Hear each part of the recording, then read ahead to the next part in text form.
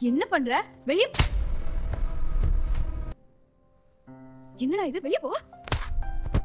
அழகே அழகுல இனிவரும் காலங்கள்ல என்னென்ன சுவாரஸ்யங்கள் நடக்க போகுதுன்னு பார்க்கலாம். இப்ப தாங்க பாக்கியராஜுக்கு சந்தோஷம். ஏன்னா, அப்பா நியாயமா பேசிப்புட்டாரே அப்படின்ட்டு அப்பப்ப அவரு நியாயம் பேசுறாங்க தாங்க. நான் எத வச்சு சொல்றேன்னா, மதி வெளியில படுத்திருந்தாங்க இல்லையா? அப்ப இவன் ஏன் உள்ளார படுத்துட்டு இப்படி உன்னைய வெளிய வச்சான்? போம்மா உள்ளார அப்படின்னு மகன திட்டுனாங்கல்ல. அப்பவே தெரிஞ்சு போச்சு இவங்க கிட்ட அப்பப்ப ஒரு நியாயம் வந்து தல தூக்குதுன்னு. அதாவது நோட் பண்ணிக்கோங்க. அப்பப்பங்க, எப்பவும் இல்லங்க. எப்பவுமே நியாயவாதியா இருந்தா அவங்கள நெஞ்சில தூக்கி வச்சு, நீங்க தான்டா அப்பன், ஆத்தா, மாமனார், மாமியார்ன்னு செல வைக்கலாங்க. ஆனா இவங்க அப்பப்ப பண்றதுனால, அப்பப்ப இவங்கள நல்லவங்கன்னு சொல்லிக்கலாம். அவ்வளவுதான் இவங்களுக்கு குடுக்க வேண்டிய பட்டம். இருந்தாலும் அப்பா மனசு மாரி சொல்லிட்டாரு. மாமா அந்த மாரி பேசுறதுனால, மாமாவ பத்தி அப்பாவே புரிஞ்சுக்கிட்டாருடா சுரேஷு. நீ பார்த்து நடந்துக்கடா அப்படின்னு சுரேஷ்கிட்டயும் சொல்றாங்க. பார்த்துக்கிறேன். இவருக்கு சுரேஷுக்கு பூரா என்னென்ன நெனப்பு தெரியுமா? மாமா சொன்ன மாரி மதிய மயக்கணும் அப்படிங்கிற நெனப்புல தான் இருக்காரு. இங்க மலர்கிட்டயும் போயிட்டு பாக்கியராஜ் போயிட்டு அவ்ளோ அள்ளி விடுறாங்க. பரவால்ல அப்பா இப்படி பேசுவார்ன்னு நான் நெனைக்கவே இல்ல. அப்படி இப்படின்னு பேச, எல்லாரும் பேசுறாங்க. ஆனா உங்களுக்கு தான் தெரியல. இந்த மலர் புள்ள அப்பப்ப வேற கோச்சுக்கிறது. இளிச்சவன் எவன்னு தெரிஞ்சு அவன்கிட்ட எருமைன்னு சொல்லுவாங்க இல்லையா? அது மாரி தாங்க பாக்கியராஜ் ஒரு அப்புராணி. அவர்கிட்டயே தாங்க காமிக்குது. அடுத்து ஒரு மதிய இளிச்சவாயின்னு நெனச்சுட்டு கோச்சுக்குச்சு. இப்ப சமாதானம் ஆயிட்டாங்க. அது ஒரு பிரச்சனை இல்ல. இருந்தாலும் யாருக்கெல்லாம் அந்த பாக்கியராஜ், மலர் ஜோடிய விட நம்ம சுரேஷ் மதி ஜோடி தாங்க பார்க்க பக்காவா இருக்குன்னு நினைக்கிறவங்க நம்ம சேனலுக்கு உங்க பொண்ணான கையால ஒரு கருத்தை தெரிவிச்சுட்டு ஒரு லைக்க போட்டு சப்ஸ்கிரைப் பண்ணிருங்க ஃப்ரெண்ட்ஸ். சுரேஷ் என்ன நினைக்கிறாரு? தங்கராஜ் சொன்னாங்க இல்லையா? அதை எப்படி நம்ம வழி நடத்துறது அப்படின்ட்டு போறாங்க. மதி வந்து கொஞ்சம் சோகமாத்தே இருக்காங்க. உட்காந்துருக்கா உட்காந்துருக்கா இதோட அப்படி கோழி அமுக்கணும் அமைக்கிறணும் அப்படின்ட்டு சாப்பிடா மதி அப்படிங்கிறாங்க. இல்ல வேணாம், நல்லா தாங்க அந்த பிள்ளையும் பேசுது. ஆனா பாத்தீங்கன்னா இவர் போயிட்டு 2 இட்லியை கொண்டாந்து இந்தா மதி சாப்பிடு. ஆத்தாக்காரிக்கு ரொம்ப காண்டு. என்னடா இட்லியெல்லாம் எடுத்து கொண்டு போய் குடுக்குற? இது அடங்கிருவாள அடங்க மாட்டாளுகடா, ஆணவத்துல நம்மள அடக்கிருவாளுக. இதெல்லாம் தேவையில்ல. நீ சொன்னா கேளு சுரேஜ். அம்மா போங்கம்மா, பொண்டாட்டிக்கு முடியலன்னா நான் இல்லாம வேற யாரும்மா பாப்பா அப்படின்னு சொல்லிட்டு கொண்டு போறாங்க. கொண்டு போய் குடுக்குறாங்க. மதிக்கு அவ்வளோ ஒரு சந்தோஷம். பரவாயில்லையே நம்ம மேல இவ்வளவு பாசத்தை காமிக்கிறாரே அப்படின்னுட்டு அதுக்கப்புறம் வேற வழி இல்லாம வாங்கி 2 இட்லியை சாப்பிடுறாங்க. இங்க மலர் அதை பார்த்துட்டு ரொம்ப சந்தோஷப்படுது. என்ன சுரேஷ் சாப்பிட்டாளா? சாப்பிட்டா அப்படின்னு சொல்லிட்டு அந்த தட்டை எடுத்துட்டு போறாங்க. அடுத்து நீ வா சுரேஷ் சாப்பிட. பரவாயில்ல நீ, எனக்கு என்னமோ மனசு சரியில்லை சாப்பிடல. அதெல்லாம் கூடாது, வா சாப்பிட்டு போலாம். என்ன நீ நினைச்சிட்டு இருக்க? 1000 பிரச்சனை இருந்தாலும் சரி சாப்பிட்டுட்டு அதுக்கப்புறம் தான் ஃபேஸ் பண்ணணும் அப்படின்னு கூட்டிட்டு போறாங்க. அடுத்து ஆளாளுக்கு சாப்பிட. என்னடா சுரேஷ், உன் பொண்டாட்டி என்ன பண்றா? வீட்டுலதான் உட்காந்துருக்கா, ரூம்குள்ளதான் இருக்கா. அப்புறம் என்ன ரூம்குள்ளதான் இருக்கா? நான் என்ன மொட்டை மாடியில இருக்கான்னு சொன்னேன். அப்புறம் ஏமா கேக்குறீங்க? இல்லடா என்ன பண்றான்னு கேட்டேன். அதத்தாம்மா சொன்னேன் ரூம்ல இருக்கான்னு. உம் இல்லடா ரூம்ல இருக்கா, வேற ஏதாவது பண்ணிக்கிட்டு இருக்காளா? ரூம்குள்ள என்னமா பண்ண போறா? ஐயோ புரியவே மாட்டேங்குது. இல்லடா போன் பாக்குறாளா, தூங்குறாளா, துணிமணி மடிக்கிறாளா? உட்கார்ந்தே இருக்கா. உட்காந்துட்டு ஒண்ணுமே பண்ணாம ஒரு மனுஷன் எப்படா உட்கார்ந்துருக்க முடியும் தெரியலையே அப்படிங்கிறாரு. அவ மண்டைக்குள்ள நிறைய மைண்ட்ல வச்சிருப்பா.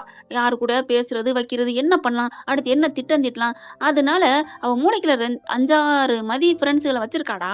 அதனாலதான் அப்படியே பேசிக்கிட்டு இருப்பா போல இருக்கு தனக்கு தானே. பாரு இங்க வா அப்படின்னு சொல்லி கூப்பிட. அம்மா சாப்பிடுங்கம்மா. டேய் வாடா அப்படின்னு மெல்ல எட்டி பார்த்தா இது மதி என்ன பண்ணுது? கண்ணை மூடி தூங்கிக்கிட்டு இருக்கு. பல்ப்பு வாங்கிறது மாமியா. சுரேஷ் இல்லடா என்னமோ சொன்னீங்க, அவ யோசிச்சுட்டு இருப்பா அப்படி இப்படின்ட்டு. இப்ப என்ன சொல்றீங்க?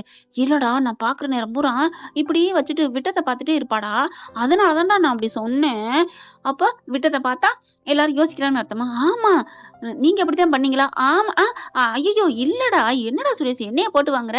போங்கம்மா போய் பேசாம சாப்பிடுற வேலையை பாருங்க. அவளே பாவம் மனசுல வந்து கிடக்குறா. ஒழுங்கா இருந்திருக்கணும். எங்களை கொண்டு போய் வச்சால ஸ்டேஷன்ல, அது உன்கிட்டயே உன் அம்மா அப்பா பத்தி வச்சால. அம்மா அவ உங்க மேலாம் கம்ப்ளைண்ட் கொடுக்கலம்மா. என் புருஷன் என்ன திட்டினாருன்னு என் மேலதான் கொடுத்தா. கட்டின புருஷன் மேல எவ்வளவு கொடுப்பாளடா? ஐயய்ய முடிஞ்சு போன கதையை ஏமா இப்ப பேசிட்டு இருக்கீங்க? அதெல்லாம் இல்லடா சுரேஷ், அவளுக்கு தான் ஆண்டேன் வச்சிருக்கேன் ஆப்பு பாத்தில அப்படிங்கிறாங்க. நம்ம அக்கா பத்தி எவ்வளவுதான் ஏத்தி விட்டு போறாரு. அப்போ உங்க பொண்ணுன்னு உங்களுக்கு கவலை இருந்துச்சா இல்லையா? இருந்துச்சு. அதே மாதிரி இந்த பிள்ளையும் ஒரு பொண்ணுன்னு நினைங்கம்மா. ஏமா அப்படி பண்றீங்க? என் பொண்ணு மாதிரி வருமா என்ன? இப்பதான் கொஞ்ச நேரத்துக்கு முன்னாடி ரேவதி இப்படி இருப்பாளான்னு நான் நினைக்கவே இல்லைன்னு திட்டி திட்டி கழுவி ஊத்துனீங்க. சரி விட்றா போ, உன் பொண்டாட்டி பக்கம் நாங்க இனிமே திரும்பல அப்படின்ட்டு இங்கிட்டு சாப்பிட ஆரம்பிக்கிறாங்க. உடனே புருஷன் வந்துட்டு, ஏன் லட்சுமி அவங்க எப்படியோ போறா போ. இப்ப எல்லாம் ஆளாளுக்கு கொம்பு முளைச்சு போச்சு. மரியாதையே இல்ல. பெரியவங்களுக்கு எல்லாம் அந்த காலத்துல யாரு மரியாதை கொடுக்குறா? அப்பா அதெல்லாம் இல்லப்பா, நாங்க மரியாதைப்பா கொடுக்குறோம் அப்படின்னு சுரேஷன் பாக்கிறான்னு சொல்ல, நீங்க கொடுப்பீங்கடா அப்படிங்கிற மலரை பார்க்க. அவங்க கொடுத்தா நாங்க கொடுக்க மாட்டேங்கிறோமா? வர்றவங்களுக்கு கொடுக்க விட மாட்டேன்னு பண்ணிடுறாங்களா? அதுதானே சொல்ல போறீங்க? ஏய் என்னடி மாமனார் ஏத்து பேசுற?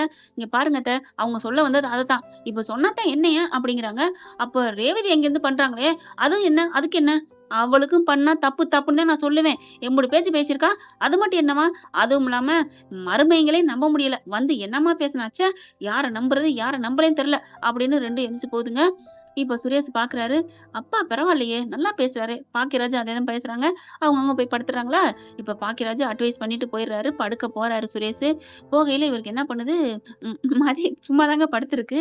லைட்டா கண்ண திறந்து பார்த்து ஃபோன பாக்குறாங்க. ஆஹா! ஆள் முழிச்சிருக்கு. இப்ப என்ன பண்ணலாம்? மூடு ஏத்திக்க என்ன பண்றது? அப்படின்னு சொல்லிட்டு வெளியில வாராருங்க. பார்த்தா எங்கேயாவது பூ இருக்குமா? அப்படின்னு கொஞ்சம் தள்ளி போயிட்டு வண்டி எடுத்துட்டு போயிட்டு பூ வாங்கிட்டு வர்றாருன்னா பாத்துக்கோங்களேன். வேக வேகமா வாங்கிட்டு வந்து, "மதி, மதி" அப்படின்னு கூப்பிட, "என்ன?" அப்படிங்கிறாங்க. "இந்தா பூ வச்சுக்கோ." பூவா? எனக்கு பூ வைக்கிற மூடு இல்லையே." "வச்சுக்க மதி. நான் இப்ப கூட ஒரு படம் பார்த்தேன். பெண்கள், ஆண்கள், புருஷன், பொண்டாட்டி எல்லாருமே பூ வச்சுக்கணுமா." "என்னது ஆண்களா?" ஆண்கள் வச்சு விடணும், பொண்டாட்டிமாரு வாங்கிக்கணும். அப்படி பார்த்தேன்." அப்படின்னு சொல்ல, "எனக்கு வேணாம். எனக்கு மூடே சரியில்ல. எனக்கு ஒரு மாதிரியா இருக்கு" அப்படிங்கிறாங்க. "அட என்ன மதி எந்திரி" அப்படின்னு. "சரி நீ எந்திரிக்கவே வேணாம். நான் அப்படியே தலையில வச்சு விடுறேன்னு" தலையில திணிச்சு விடுறாரு. "வேணாம் சொன்னா கேளுங்க" அப்படின்னு சொல்ல, "அதெல்லாம் வேணாம் விடு மதி" அப்படின்னு முன்பக்கம் அப்படியே வந்து உட்காந்துக்கிட்டு தலையில வச்சு விட்டுறாரு. வச்சோனே அப்படியே ஒரு மாதிரியா கோவமா வருது. சரி அதுக்கப்புறம் எந்திரிப்பாருங்கிறக்காண்டி அமைதியா இருக்கிறாங்க. அதுக்கப்புறம் கிட்டக்க அப்படி குனிஞ்சு, "மதி" அப்படின்னு சொல்ல, "என்ன?" "இல்ல நீ எவ்வளோ அழகா இருக்க தெரியுமா?" ம். என்ன? எலி 8 மலை வெட்டியோட போகுது. இப்ப என்ன? திடீர்னு ஏன் இத வந்து சொல்றீங்க? அப்படின்னு எந்திரிக்க போறாங்க. எந்திரிக்க வேணாம், எந்திரிக்க வேணாம் படு. இல்ல வேணாம் அப்படின்னு கைய தட்டிவிட்டு உட்கார்றாங்க கட்டில்ல. அவரும் பக்கத்துல உட்கார்றாரு. அப்படியே ஷோல்டர்ல கைய வைக்க, அப்படியே திரும்பி பார்க்க, "என்ன?" அப்படிங்கிறாங்க. ஒண்ணும் இல்ல. ஆ எப்படி மணக்குது தெரியுமா பூவு?" அப்படின்னு சொல்லிட்டு கைய பிடிக்கிறாரு. தன்னோட கிஸ்ஸ குடுக்க போறாங்க. செம்ம கோவம் வருது. "இப்ப போறீங்களா? இல்லையா? போறீங்களா என்ன? என்ன பண்ணிட்டு இருக்கீங்க? என்ன பண்ணிட்டு இருக்கீங்க?" அப்படின்னு கேட்க, "இல்ல அது வந்து" அப்படின்னு கிட்டக்க குனிஞ்சு கட்டி புடிச்சு இன்னைக்கு அப்படியே சுரேஷ் என்ன பண்றாரு, கிட்டக்க போயிட்டு அவங்க உதட்டுல போய் முத்தத்த குடுக்க போறாங்க. தள்ளி உட்டுறாங்க. "என்ன நெனச்சுட்டு இருக்கீங்க? என்ன நெனச்சுட்டு இருக்கீங்க?" "இல்ல என்ன மதி இப்படிலாம் பண்ற? இன்னைக்கு நமக்கு ஃபர்ஸ்ட் நைட்" அப்படிங்கிறாங்க. "யார் சொன்னா? யார் சொன்னா?" "இல்ல நானா தான்." இல்ல மதி நம்ம 2 பேரும் இப்படி இருக்கக்கூடாதாம் மதி. இருக்கக்கூடாதாம்மா." "யார் சொன்னா?" இல்ல நானா தான்." மாமான்னு சொல்ல வாய எடுத்தாரு. மாமான்டு. "இல்ல நானா தான்." "ஓ! அவன் பண்ணிவிட்ட வேலையா இது? இங்க பாருங்க தயவு செஞ்சு போங்க, போங்க" அப்படிங்கிறாங்க. "இல்ல மதி இல்ல" அப்படின்னு கைய சோல்டரோட புடிச்சு அணைச்சு இறுக்கி கட்டி பிடிக்க போறாரு. இவனுக்கு அறிவே இல்லையா? அப்படிங்கிற அளவுக்கு கட்டி பிடிக்க பாக்குறாங்க. கோவம் வந்துடுது. பலார்ன்னு ஒரு அறை குடுக்குறாங்க. குடுத்த கையோட கொய்ன்னு குறும்பி கூத்தாடுது. போய் அந்தாண்ட போய் விழுகுறாங்க. ஒரு அறையில போய் பொத்துக்கடின்னு விழுக, "என்ன மதி நீ என்ன இப்படிலாம் பேசுற?" அப்படின்னு சொல்ல, "ஆமா என்ன நெனச்சுட்டு இருக்கீங்க? நான் எவ்வளோ நொந்து போயிருக்கேன். என்ட்ட வந்து இப்படிலாம் பேசுறீங்க. உங்களுக்கு கொஞ்சமாவது சென்ஸ் இருக்கா? சென்ஸே இல்லையா?" அப்படின்னு கத்த கத்த எல்லாரும் வந்துடுறாங்க. "டேய் என்னடா ஆச்சு? என்னடா ஆச்சு?" அப்படின்னு சொல்ல கதவ தொறக்குறாங்க. தொறந்தா ஆடி போறாங்க. "என்னம்மாச்சு? என்ன ஆச்சு?" மலர் அப்படியே கட்டி பிடிச்சு அழுகுறாங்க. "டேய் என்னடா நடக்குது?" அப்படிங்கையில மலர்ட்ட மதி எல்லாத்தையும் சொல்றாங்க. "அன்னைக்கு மரியாதை இவர் இப்படி பண்ணிட்டாரு" அப்படின்னு கேட்க, "டேய் என்னடா ஆனுச்சு?" அப்படின்னு மாமனார் கேட்க, அப்பா கேட்கிறாரு சுரேஷுகிட்ட. "இல்லப்பா அது வந்துப்பா" பாக்கியராஜ் திட்டுறாரு. "என்னடா நடந்துச்சு?" அது வந்து அவ என் பொண்டாட்டி தானே! அதுக்காண்டி நான் கிட்டக்க போய் தொடக்கூடாதா?" அப்படின்னு கேட்க, "பொண்டாட்டி தான்டா யார்றா இல்லைன்னு சொன்னா? அதுக்காண்டி நீ என்னடா பண்ண?" அப்படிங்கிறாங்க. மலரும் பாக்கியராஜும் பாக்குறாங்க. பாக்கியராஜ் சொல்றாரு, "அப்பா இவன் கொஞ்சம் ஓவரா தாப்பா இருந்துக்கிட்டான். அங்கேயும் இப்படித்தாப்பா பண்ணியிருக்கிறான். தலையில அடிபட்டதுக்கு காரணம் என்ன தெரியுமா?" "என்னடா சொல்ற? இப்ப இங்க இடுப்ப கைய பிடிச்சிட்டு இருக்கேன்ல, இங்க விழுந்தது இடுப்பு வலி. இடுப்பு விழுந்திருக்கு. அதனால அவனுக்கு அந்த வலி. அங்க விழுந்தது தலையில. அதனால தலையில வலி." "என்னம்மா சொல்ற? என்ன நடக்குது?" அப்படின்னு கேட்க ராஜலட்சுமி, "டேய் என்னடா பண்ண? ஆ ஒரு பொண்டாட்டிட்ட அத்துமீறி நடந்துக்கலாமா?" "என்னது? அத்துமீறியா? டேய் சுரேஷு நீயாடா அப்படி பண்ண? நானாடா உன்னைய நான் அப்படியாடா வளர்த்தேன்? வா வா வா வா!" ஐயோ ஐயோன்னு 2ம் அடிச்சுக்குதுங்க. அதுக்கப்புறம் "எப்புட்றா இந்த மாதிரி உனக்கு புத்தி வந்துச்சுன்னு" போட்டு சாத்துன்னு சாத்த, இருங்கப்பா இருங்க. இதுக்கெல்லாம் இவன் காரணம் இல்ல. வேற யார்றா காரணம்? இன்னைக்கு கட்டுன பொண்டாட்டின்னு கூட பார்க்காம, அவங்க அப்பா அம்மா கிட்டே போனாரே உங்க அரும மருமகன். அந்த தங்க ராசு தான். தங்கமான ராசு. "என்னடா சொல்ற?"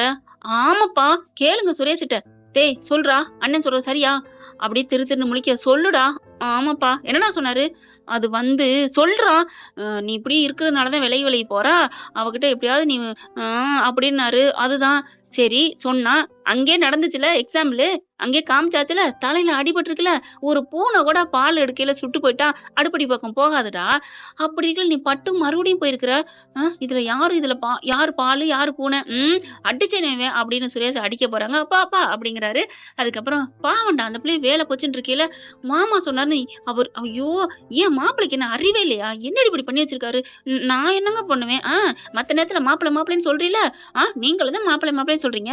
அது சரி மாப்பிள்ளைன்னு சொல்ல முடியும். ஐயோ நிறுத்துங்க அப்படின்னு பாக்கியராஜ் கத்துறாரு. அதுக்கப்புறம் வாராரு. இங்க பாருப்பா, நீ கவலைப்படாதப்பா, அவன் இப்படி தப்புதான். உன்னை உன் இஷ்டம் இல்லாம தொட்டது தப்புதான். பொண்டாட்டியா இருந்தாலும் சரி, புருஷனா இருந்தாலும் சரி, தனி ரூமா இருந்தாலும் சரி, அவங்கவுங்க இஷ்டத்தோட தான் தொடணும்ப்பா. அதுக்காக நான் மன்னிப்பு கேட்கிறேன்ப்பா. அப்படியே மதிக்கு தூக்கி வாரி போடுது. அங்கிள், மாமா ஒண்ணில்ல அப்படின்னு சொல்ல, நீ தைரியமா போய் பாடு. டேய் நீ வெளில படுறா. நீ இப்படி பண்ணதுக்கு உனக்கு தண்டனை இதுதான். என்னது நான் வெளிலையா? இங்க ஃபேன் காத்தே சரியா வராதே. உனக்கு ஃபேனே போடல தெரியுமா? அப்பா இதெல்லாம் அநியாயம் அப்படிங்கிறாரு. சரி இங்க வேணா, நீ வறண்டால போய் படுத்துக்க. ஃபேனை வேணா போட்டுக்க. நான் அங்கெல்லாம் போய் படுக்க முடியாது. அப்ப இங்க படுக்கிறா ஃபேன் இல்ல, வெளில படுக்கிறா ஃபேனு. ஐயோ நான் வெளில படுத்துக்கிறேன், எனக்கு ஃபேன் வேணும் அப்படிங்கிறாங்க. இங்க பாரு சுரேஷ், இதுதான் ஃபர்ஸ்ட் அண்ட் லாஸ்ட்.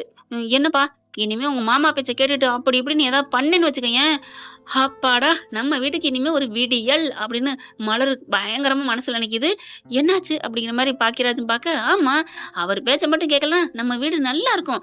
உங்க அப்பா உங்க அம்மானா ரொம்ப நல்லவங்க தெரியுமா?